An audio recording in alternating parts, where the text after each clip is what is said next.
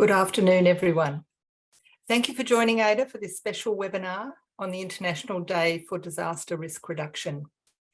For those of you who don't know me, my name is Margaret Morton. I am the Executive Director at the Australian Institute for Disaster Resilience. I'm delighted to host this seminar today. Before we begin, I wish to acknowledge that I'm hosting this event from the lands of the Arakwal, the Widjabal and the Minjungabal people of the Bundjalung Nation. Sincere apologies for any mispronunciation. I acknowledge the traditional custodians of the various lands on which you're all joining us today and the Aboriginal and Torres Strait Islander people who are participating in today's event. I pay my respects to elders past, present and emerging, and I celebrate the diversity of Australian people and their ongoing culture and connection to the land and water across Australia. Before we begin, I have a few brief housekeeping notes for those of you who are still perhaps learning online etiquette. So we will record today's events and it'll be made available afterwards on the Knowledge Hub. You'll notice there's a Q&A feature on Zoom, and that's the feature we'll use to take questions later. So please post your questions in the Q&A box. Please don't put them in the chat window. We'll be looking to the Q&A box for that session. You can upvote or emphasise the questions you like by clicking the thumbs up button, and this will raise those questions to the top of the pile.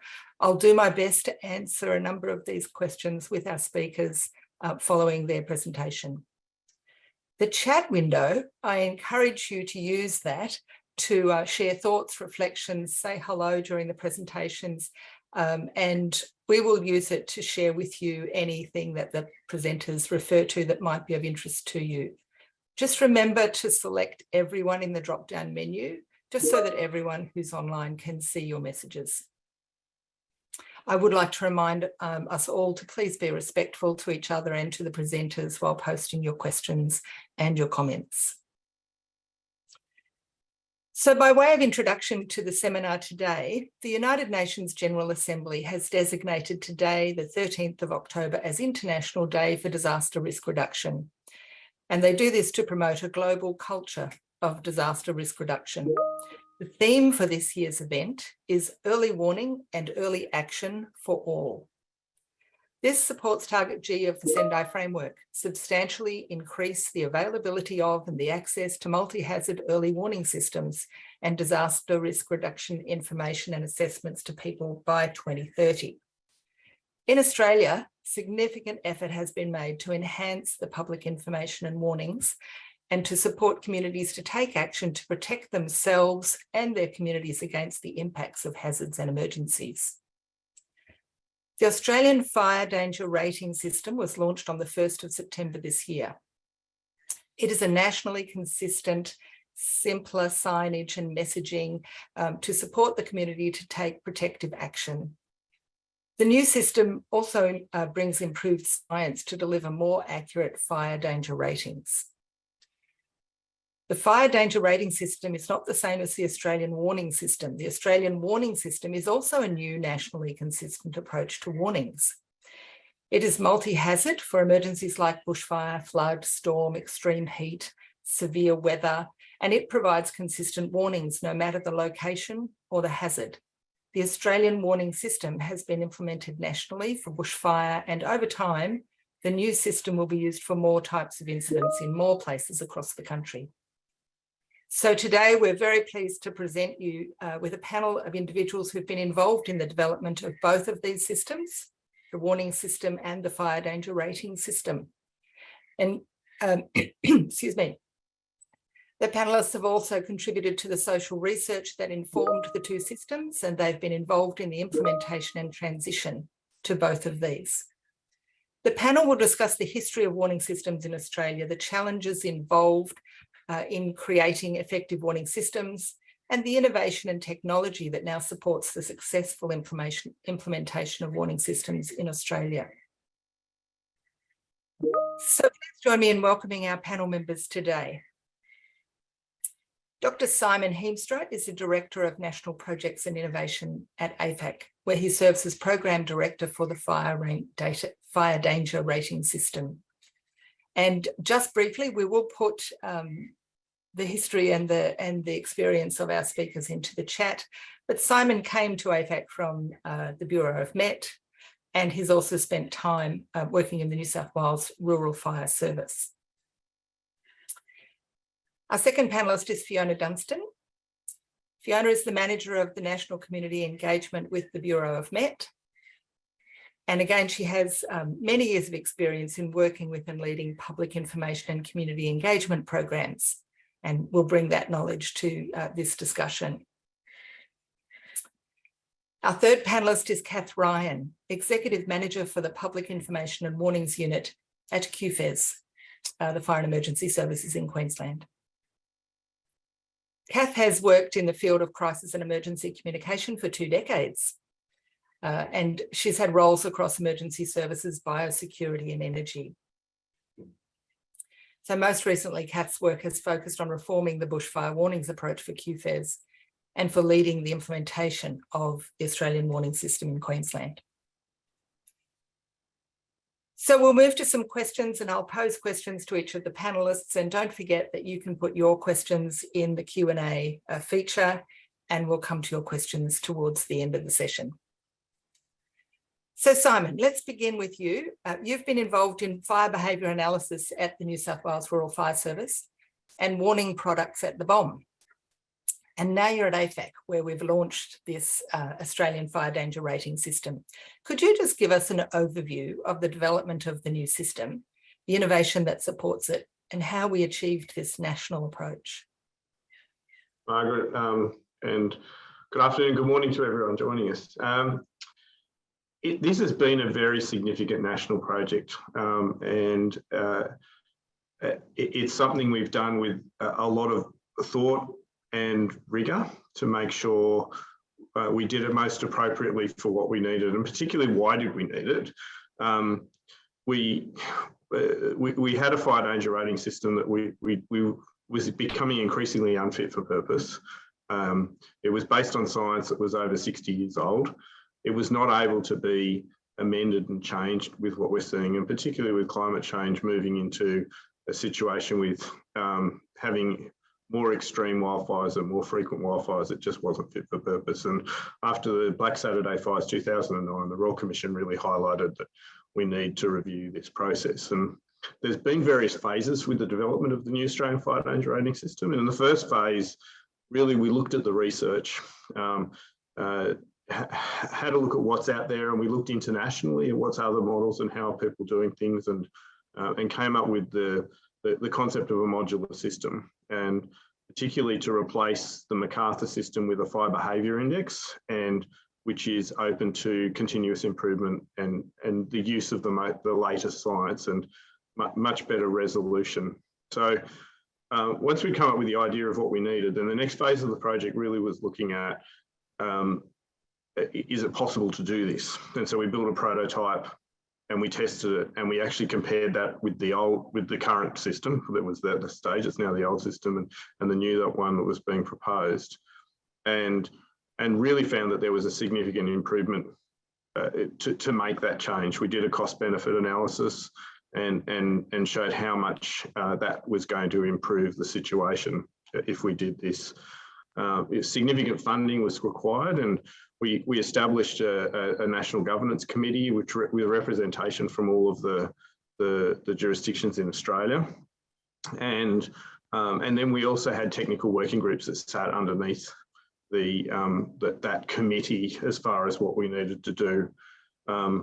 We knew that there was going to be significant changes to the science and also to the messaging and the community facing side of this.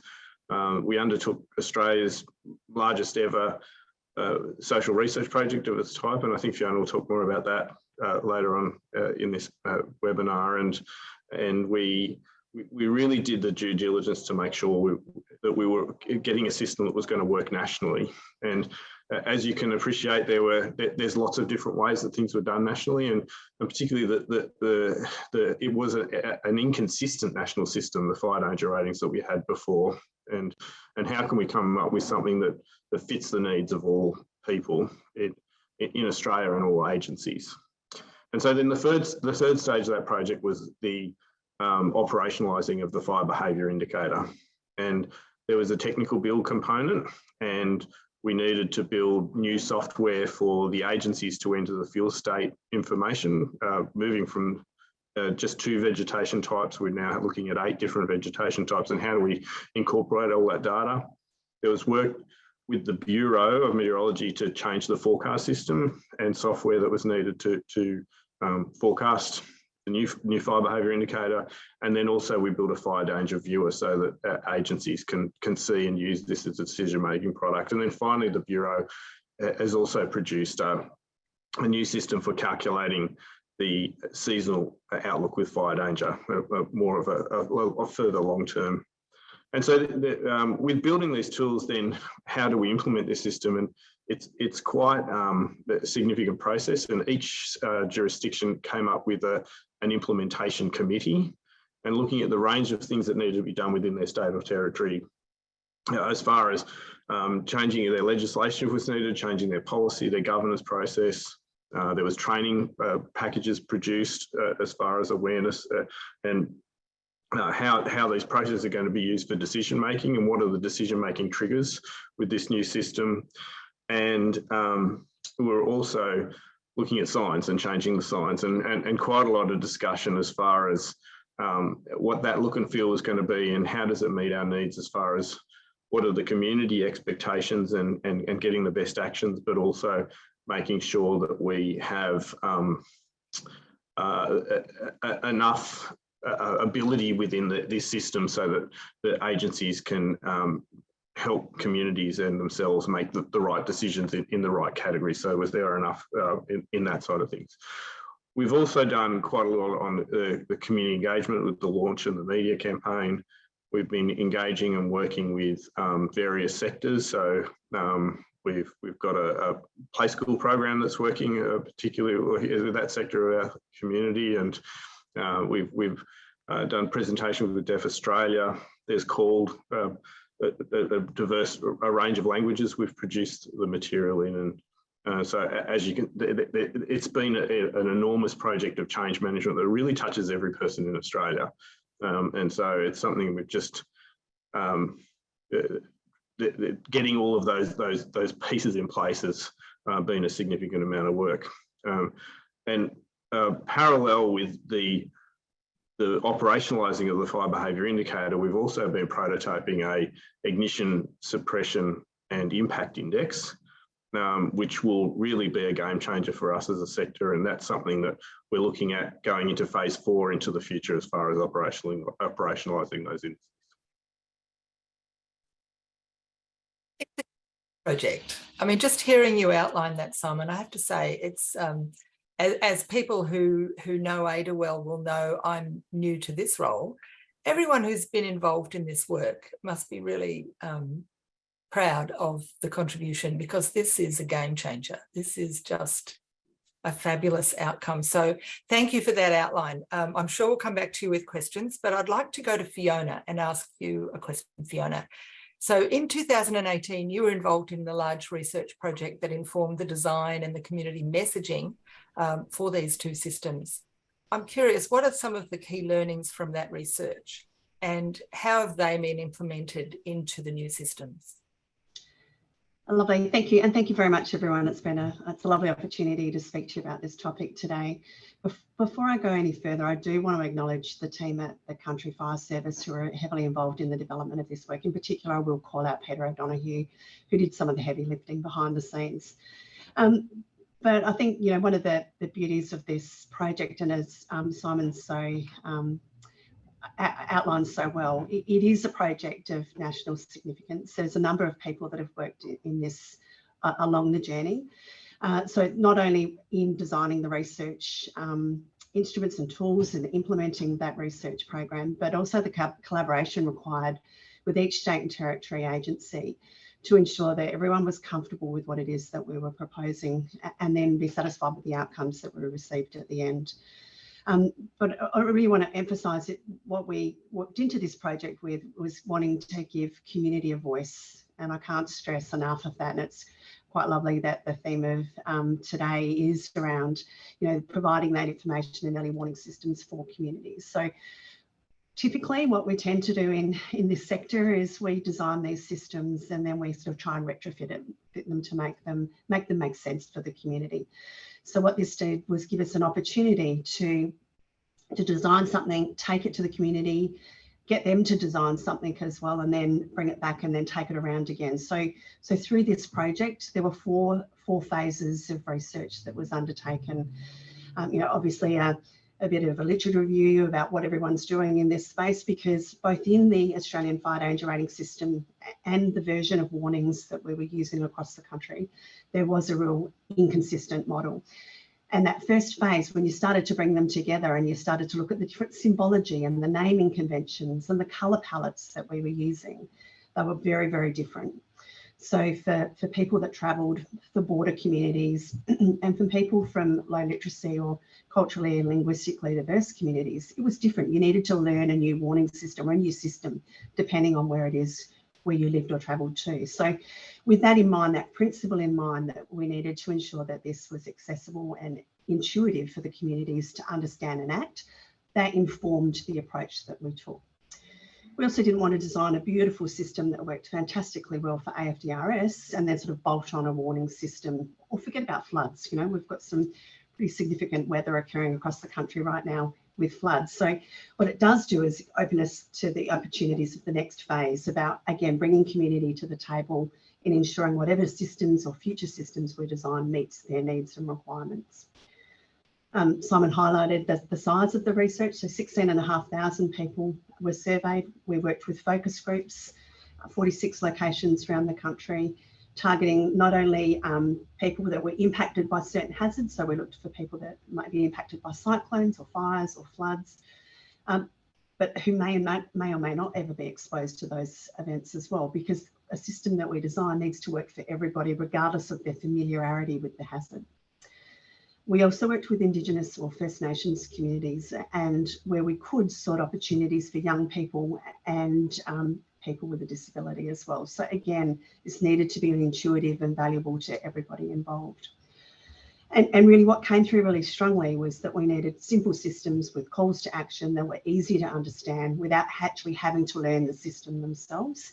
It needed to be intuitively enough. And through that, you can see the slide pack that was shown before, that we had triangles with, graduate colours of yellow, orange and red.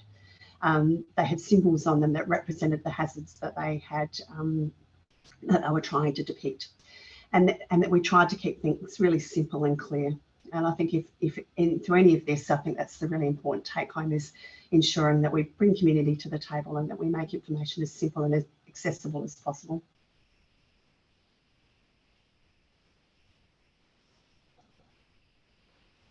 Thanks, Fiona. That sounds great. It's a major engagement process. So really, really interesting to hear how that was handled. I might throw to, I'm sure there'll be questions for you later as well, Fiona. I'll throw now to Kath a question. So, as everyone online probably knows, QFES is a multi-hazard response agency and covers huge area. Queensland is enormous, and different places exposed to different risks. And I have to say, in the country we live in, probably simultaneously. Anyway, how are you connecting with communities across Queensland, and how have you achieved that in line with these systems?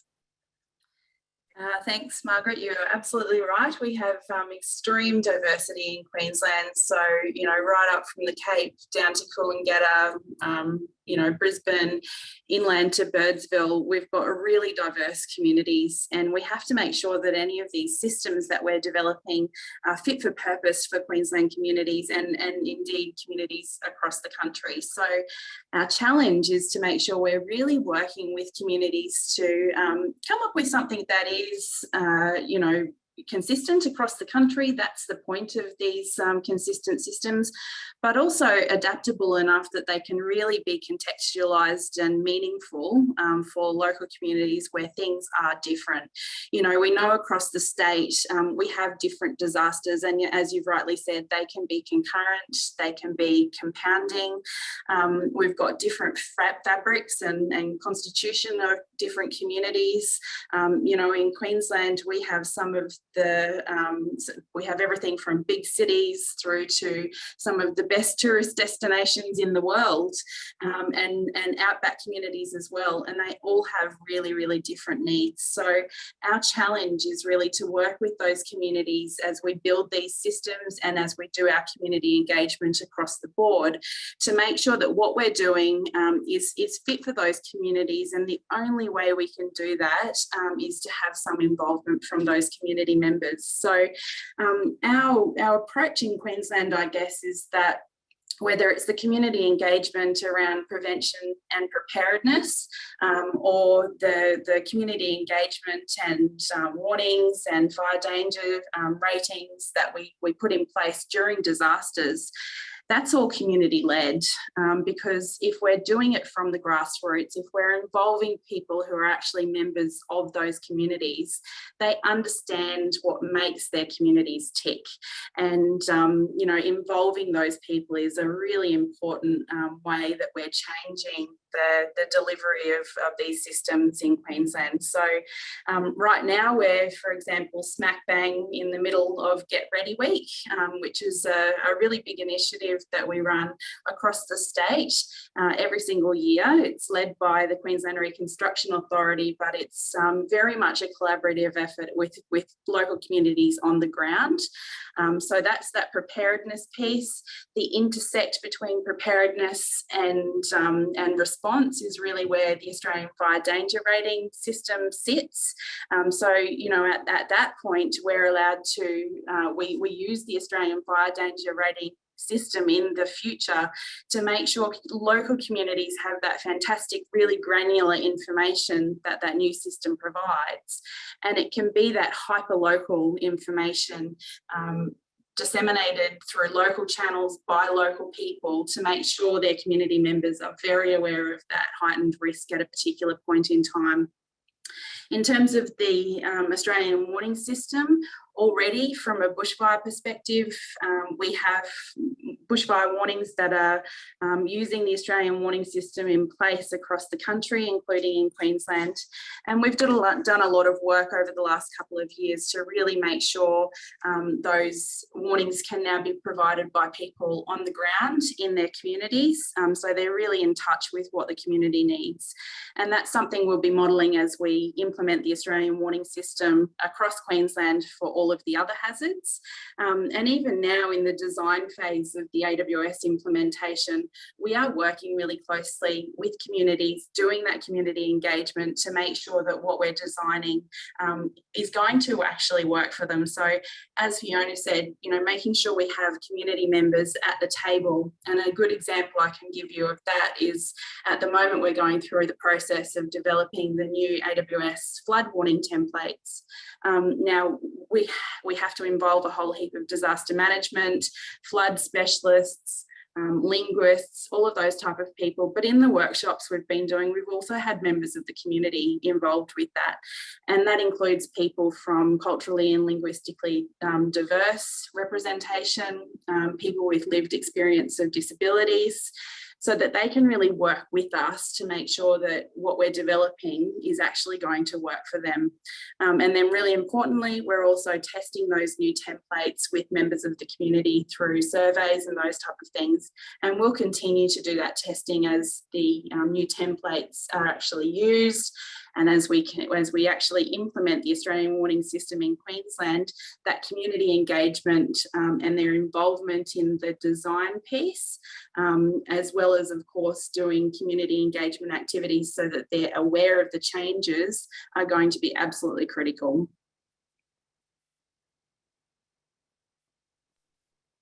This emphasis on community engagement and placing a whole range of diverse community groups at the centre of all of this, and yet knowing that the systems are built on the science and what, it's just very exciting. It's fabulous.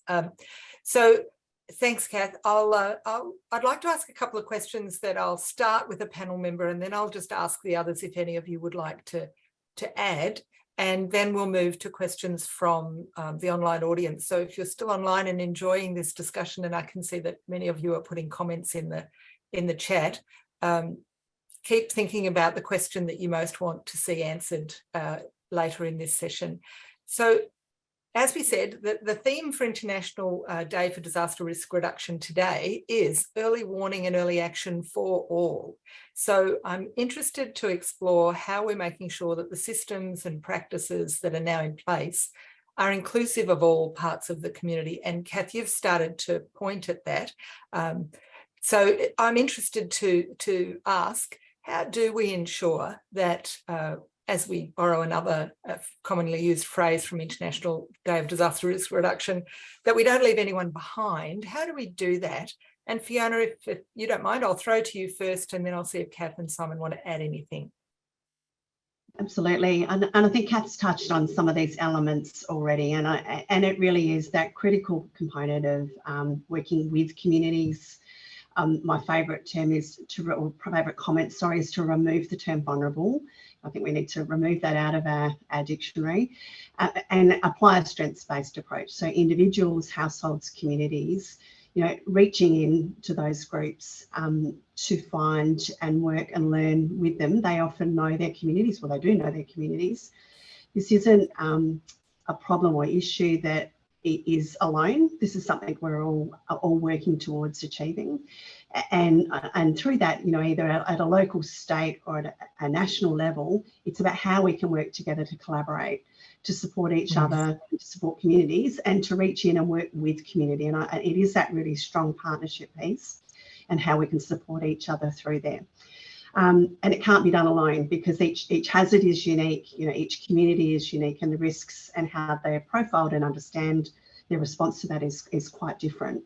But through the learnings around increasing and improving knowledge around those particular hazards, the hazard history to those areas, the profiles of those communities as well, we can gain a greater understanding of what knowledge, resources, or skills we need to support them to build in their knowledge, but also their social connections, and then what other support is. So we all have a role to play here. It isn't just up to one agency, it is a multiple agency, multiple community opportunity to work together to address this. You want to add anything to that, either Kath or Simon? Yeah, I will. I couldn't agree more. I think that partnership with communities is everything in our space, and no one agency can do it alone. Communication and coordination and collaboration during disasters is certainly not for government to do alone. I love the concepts that are really emerging more and more these days of community-led, and I think that lends to us as government being able to support communities to do the things that they do really well.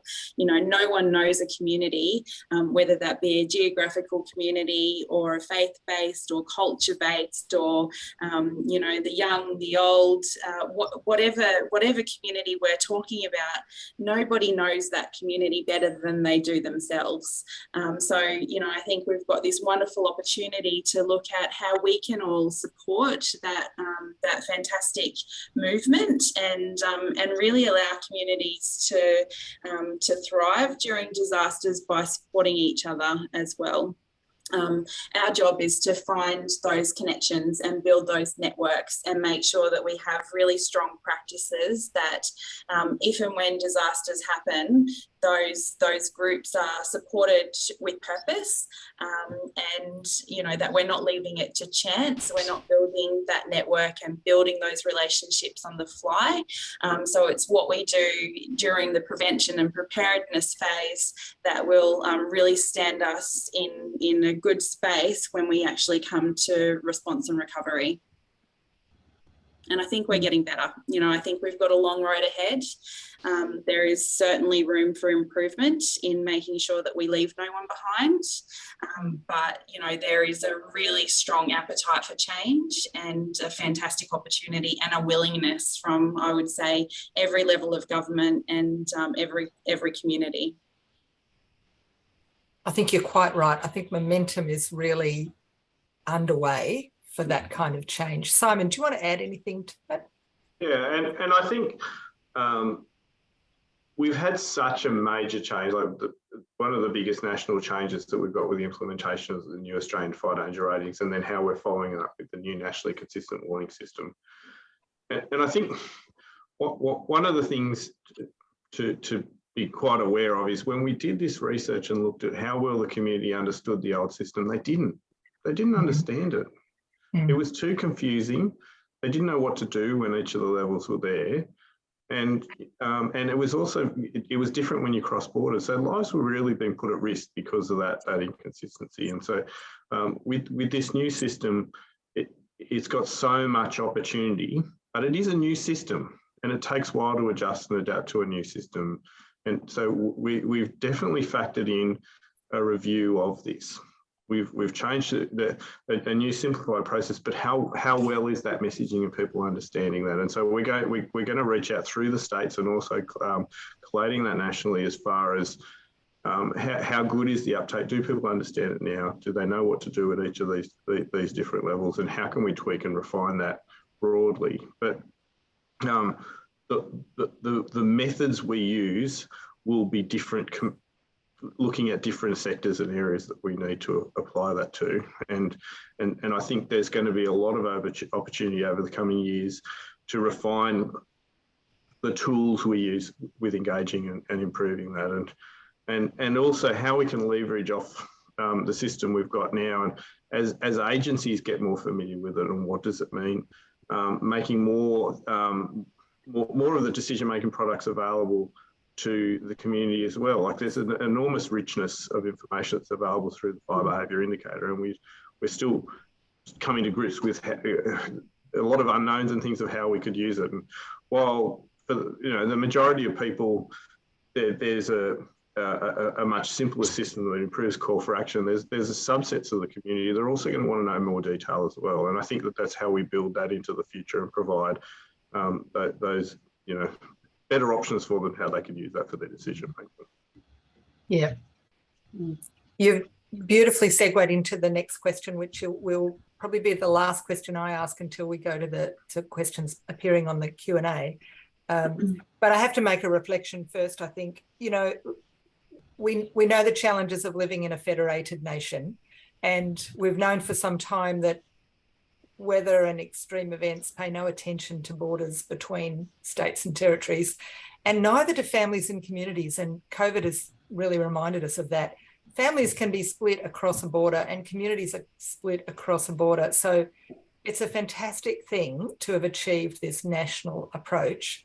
I think it's a really fantastic outcome. So a question though, as I say, Simon, you just kind of segued nicely into it. I'm interested to explore with the panel just what you think is coming next. So if you could provide any additional reflection on the development and implementation of these two systems, or if you want to start thinking about the future, is there anything you think the future holds for this public information and warnings area? Maybe I'll come back to you, Kath, first, and then we'll go Fiona, Simon. Sure.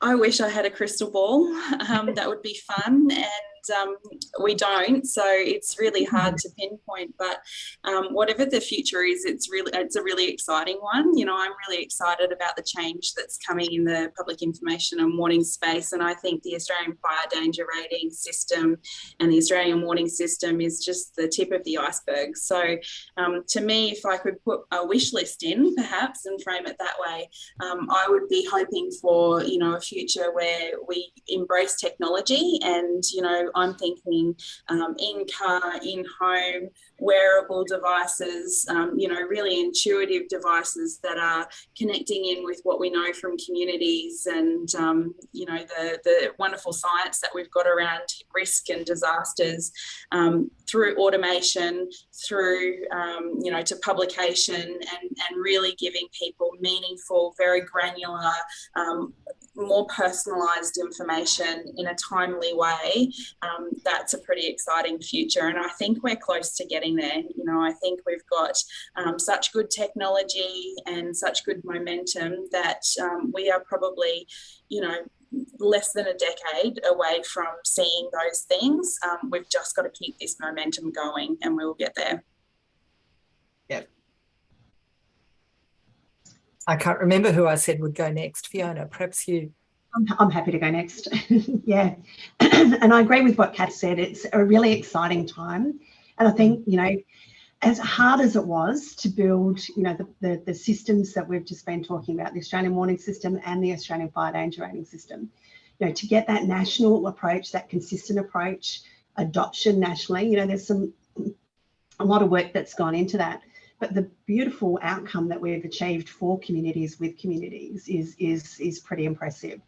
So, you know, from a community preparedness point of view, so talking and working with and engaging with communities ahead of events occurring means that we've got the tools and systems that are so much easier to explain because they're more intuitive, because they've been designed with the community in mind.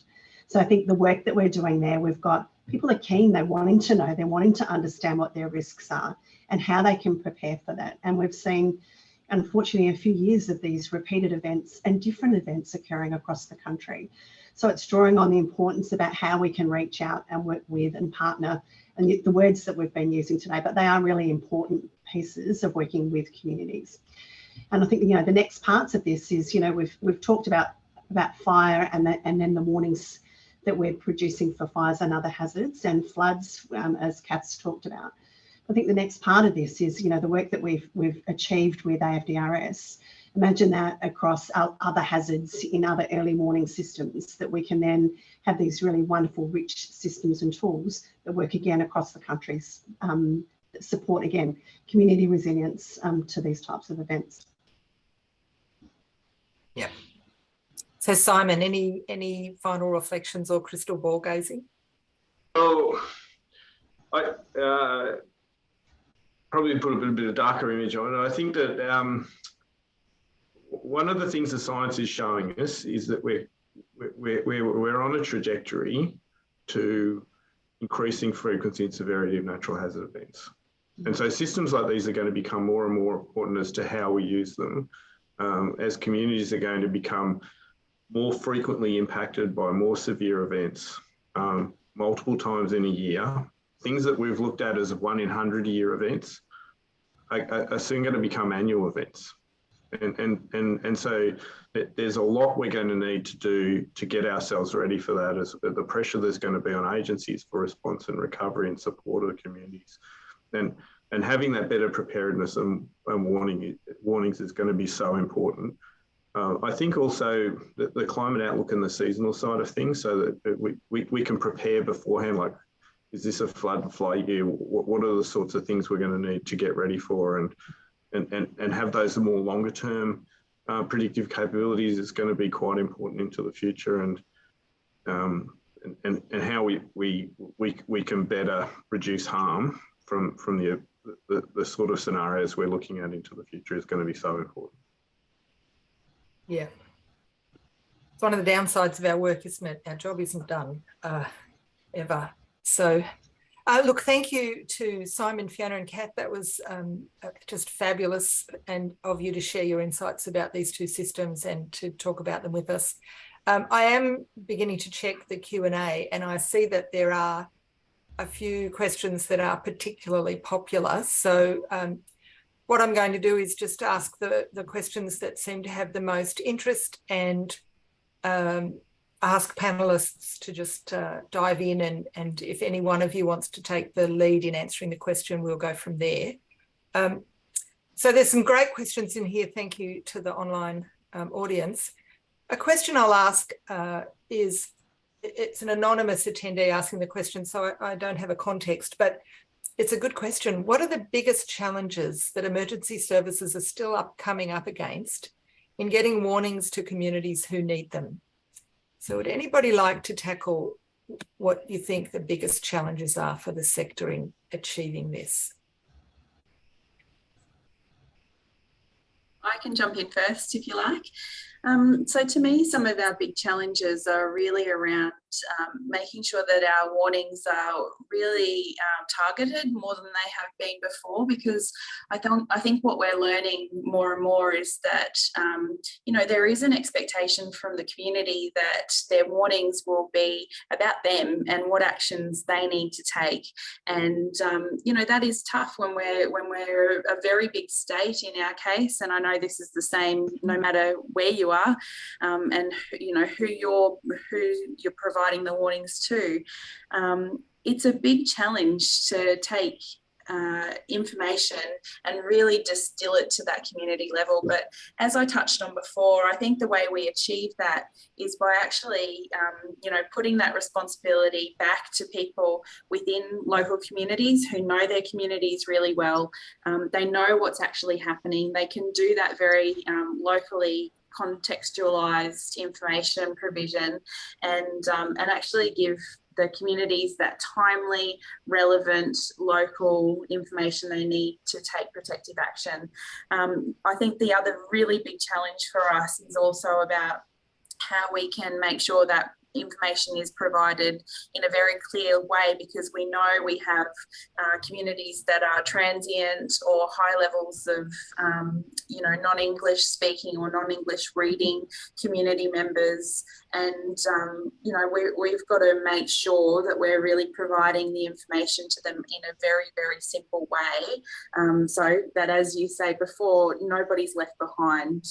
The behavioural element is also a big challenge for us. So, you know, it's one thing to provide information about risk and give people advice about what actions they should be taking, but sometimes we're going to need to back that up with something more to actually get people to take the behaviour, make the behavioural change that we want them to take. So sometimes just telling people isn't enough. So I'm really interested in what else we can do to make sure that that behaviour actually happens. I might jump Yeah. in. Margaret. I think one of the challenges we've also got is warning fatigue and trust with the warning, and to people, with people acting appropriately. Did it actually happen what you said was going to happen? And so there's, if we're looking at things like relocation, evacuation, and what's our risk tolerance, and where and when do we press the trigger to do that sort of thing? And often it's, you know, it's based around not a 50% chance, but it might be a 10% chance of this happening, which means that 9 times out of 10 it's not going to happen. And so people get inconvenienced by these things as far as that risk tolerance. And, you know, we can try and improve the accuracy, and it's this issue with false alarms versus missing a bad event. Do you want to risk leaving people in a risky, dangerous situation, or what's our risk tolerance when we actually say, now we need to take you out, or, you know, have some change in the disruption to your life so that you're not impacted by this hazard. And so that is a big challenge for us into the future. And the more of these we get, the more warning fatigue you've got the potential. And particularly if you use things like a trigger as a 10% chance of it happening, are people going to tolerate that 9 times out of 10 it doesn't happen? Yeah, big questions for us into the future with this. Yeah. I agree that that's a really big issue, and I think you're quite right. People don't like evacuating or taking actions and then having nothing result in it, and they feel they've wasted their time. But if they don't, there's very big questions. But I think I interrupted Fiona. Fiona. That's okay. So, and it does cross over what Simon, excuse me, and Kath's highlighted. You know, is that you know, it's that trust, that authority voice in order to provide that consistent, relatable, actionable information to communities. But in saying that, we also know that we've got leadership within communities who are also authoritative and trusted voices. So ensuring that we know those networks and work with those voices so that we can then gain our greater reach to this, you know, to build that trust and respect and action that we're hoping and wanting through those networks. I think, you know, the other part of that is where, you know, technology is a wonderful solution. It really is. And it does give us that in the palm of our hand information that we're wanting to provide to communities. But I'm based in South Australia, and it wasn't that long ago we had our Black event in 2016 where we lost all power, our power network.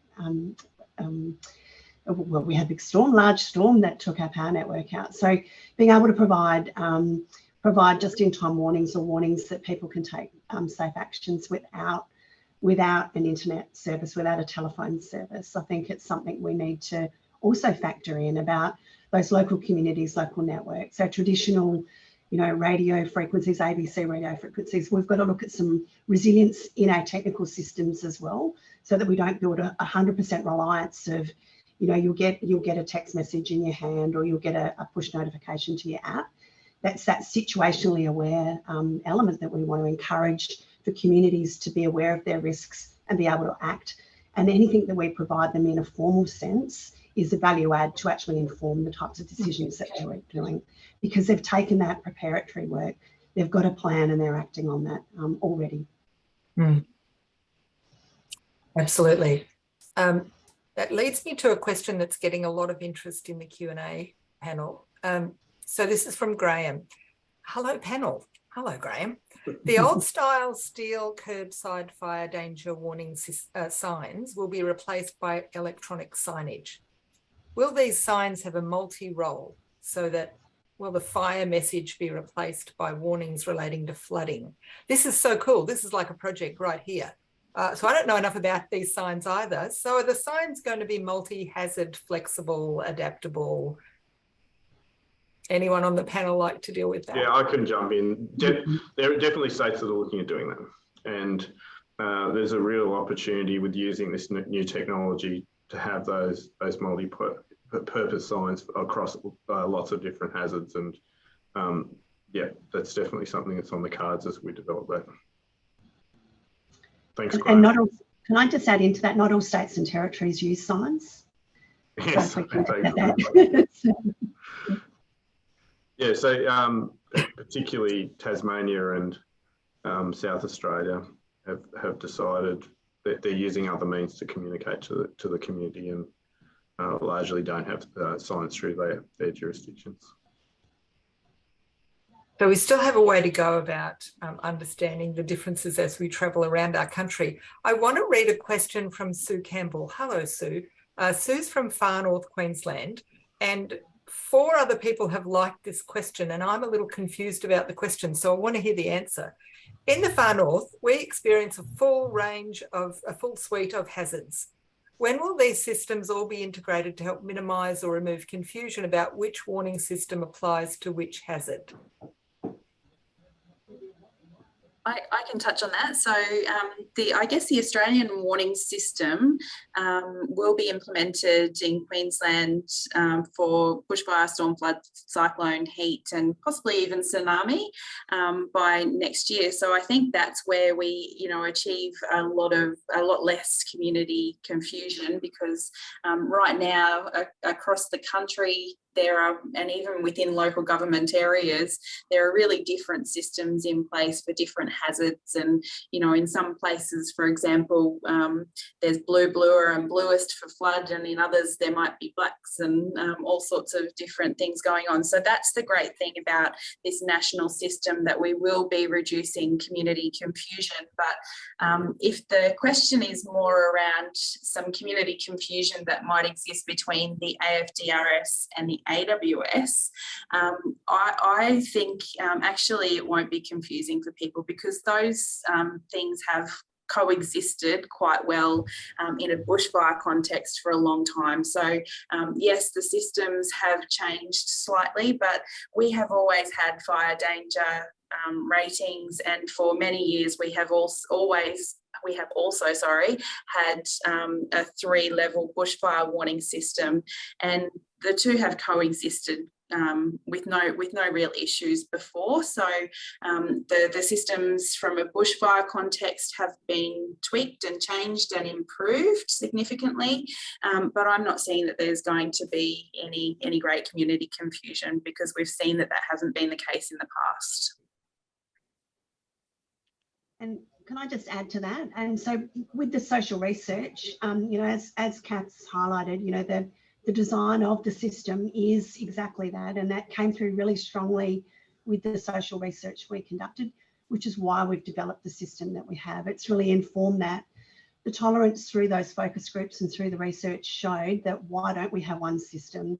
It needs to be simple, it needs to be actionable. 3 levels works for the community, and hence why we have the advice, watch and act and emergency warning levels, and then applying those hazards. And as we're rolling that out across the country, we're seeing each of those hazards adopt that system, so that we can then not have to teach people about a warning system. We can focus on how they can prepare, and then the warnings they receive will then be intuitive. Yeah, and I think also looking at, is it a system we're looking at as far as hazard potential, which is the fire danger rating system, so you don't have to have a fire and you can have a catastrophic day, or is it a warnings when there is imminent threat and danger, and how we apply that, and as Fiona has said, just reinforcing that the more consistency we get with this, how do you get out of harm's way with it if the messaging is similar across hazards? The iconography helps people understand, and I think one of the links shows how the AWS is calibrated for each of the different types of hazards. So you've got a little fire, a little flood symbol, and so with the actual warning, you know, that helps you just subliminally, yes, this is what the sort of hazard I'm dealing with. The messaging deals with it as well, but by having those consistent levels, at least, as Fiona said, we don't need to spend time explaining it every time when there's a new hazard comes around. Segue into a question, and even though it's only been, it's not as strongly supported as the next question I was going to go to, I'm inclined to ask it now. It goes back to the earlier question about what will the new, signs do. So someone's asked, will a new system be able to provide warning and advice to hazards that are occurring in unison and have different issues? So if we're having a heat wave and a bushfire, or if we're having a storm and flooding, and, what if there are multiple simultaneous? That's going to be a challenge for our signage, isn't it? Any thoughts?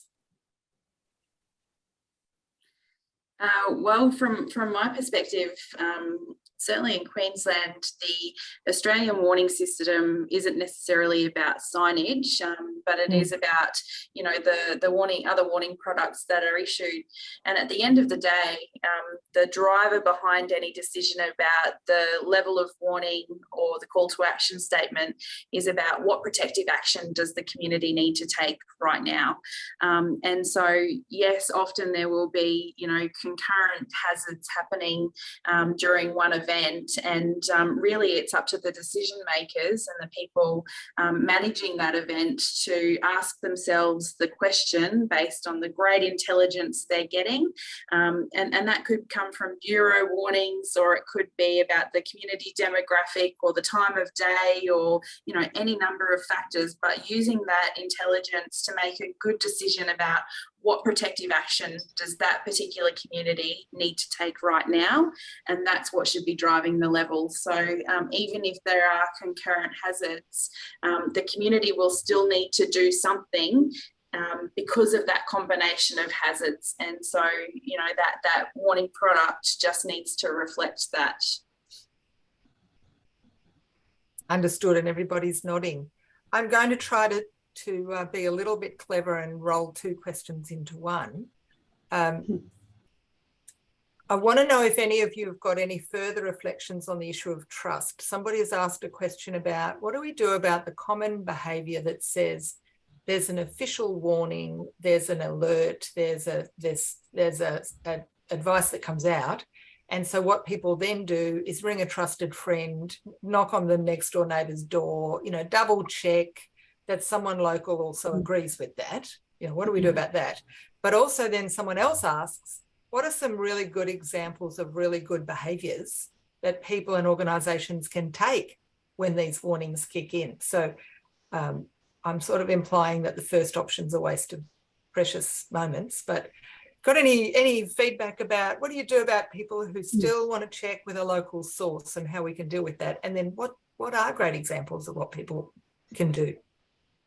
So if I can jump in there, I think it's okay. And I think we need to embrace that. So a trusted source, and what is a trusted source to me might be very different to even you, what a trusted source is. So I think when we talk about having information provided through an authoritative source, and it can then be at part of all content. So, and that might be then, excuse me, disseminated through many channels. It might be through social media. It might be through traditional media or websites or hotlines, or in person through community meetings. But at the heart of that, there's an authority that's issued those warnings. Those warnings have protective calls to action that provide that information, and there's often a higher level call to action of what we want, what behaviour we want people to undertake. And then within that message or within that warning is more detailed information around that. However, if we're all receiving that and people are going to alternative sources, as long as the origin is from a trusted source or from an authoritative source, I'll use that term, I think that's quite fine. And that's what we've been talking about, is giving community a voice, giving them strength, and using those community networks, because we cannot be everywhere to everyone. So the reality is let's give as many tools and advice to as many people as possible, who can then share on and then can advocate and communicate on those authorities' behalf in order to be able to provide that. I think there's many levels to where's trust and what do people trust as far as the decision making, and what's the implication of them getting a decision wrong as well, and how that, who are they caring for, and what does it mean? And so it's quite a complex question, this one, with many levels depending on how it's framed. From the broader level, as far as the agency's responsibilities and how do agencies gain trust, and the Bureau as well, it often comes down to forecast accuracy and getting, did they get it wrong? And how many times they get it wrong? Well, how many times do you call wolf? And then people aren't going to act on that side. And this comes back to the agency's decision often has to do with there's a probability of this event occurring. And it's not a yes or no answer.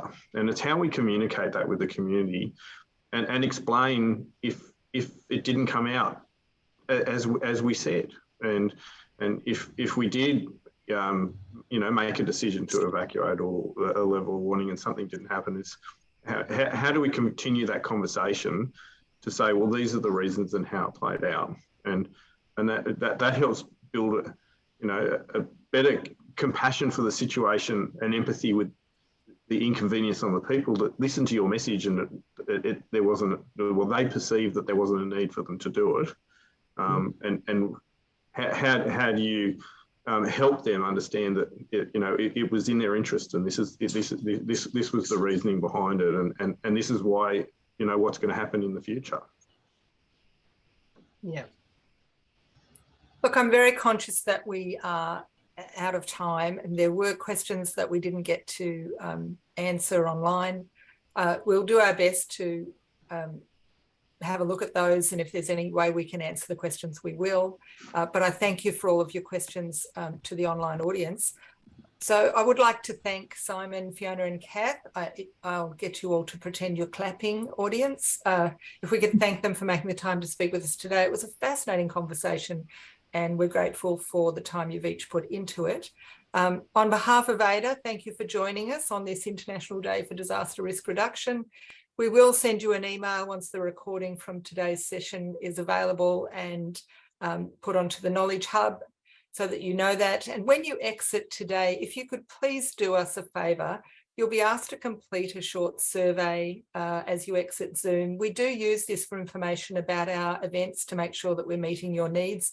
And so I would ask that you complete it for us and give us some feedback. It's been a pleasure to host this afternoon's event. Until we see you at the next event, please stay safe, particularly if you're in a flood affected area, and farewell.